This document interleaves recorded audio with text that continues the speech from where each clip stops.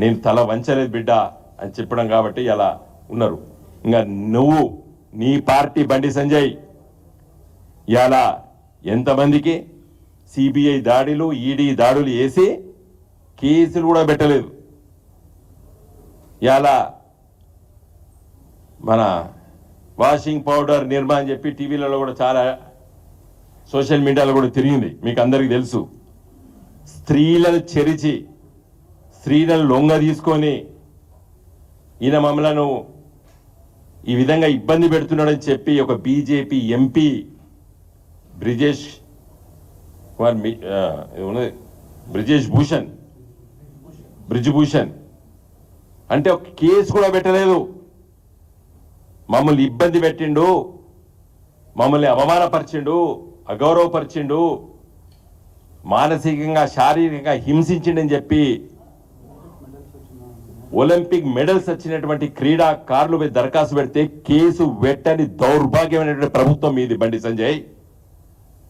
హేమంత్ కుమార్ బిస్వాస్ కాంగ్రెస్ పార్టీలో ఉంటే సిబిఐ దాడి చేస్తావు, నీ పార్టీలో జైన్ అయితే తెల్లారే ముఖ్యమంత్రి పదవి ఇస్తావు.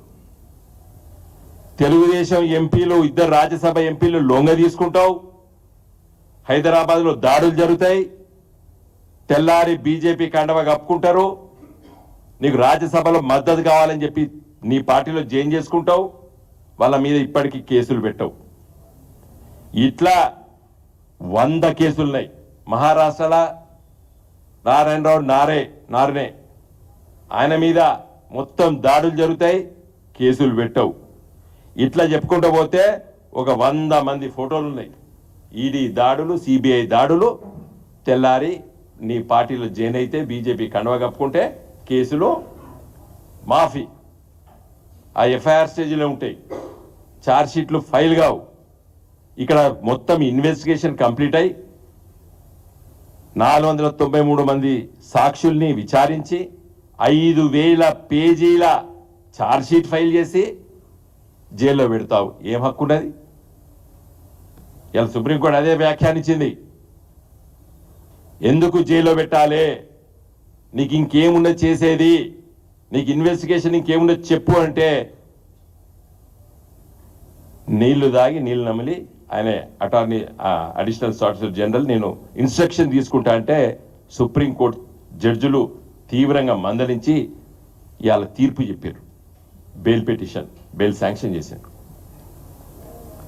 కాబట్టి ఈ కేసు ముఖ్యంగా కవిత గారి మీద పెట్టినటువంటి ఈ కేసు పొలిటికల్లీ మోటివేటెడ్ కేసు. ఇది ఒక ఉద్యమ పార్టీని, ఒక రాష్ట్రాన్ని సాధించిన పార్టీని, రాష్ట్రం వచ్చిన తర్వాత 10 సంవత్సరాల దేశంలో ఒక గొప్ప రాష్ట్రంగా తీర్చిదిద్దినటువంటి నాయకుడిని కల్వకుంట్ల చంద్రశేఖరరావు గారిని ఇబ్బంది పెట్టడానికి చేసినటువంటి కుట్రగా ఇలా ప్రజలు భావిస్తున్నారు.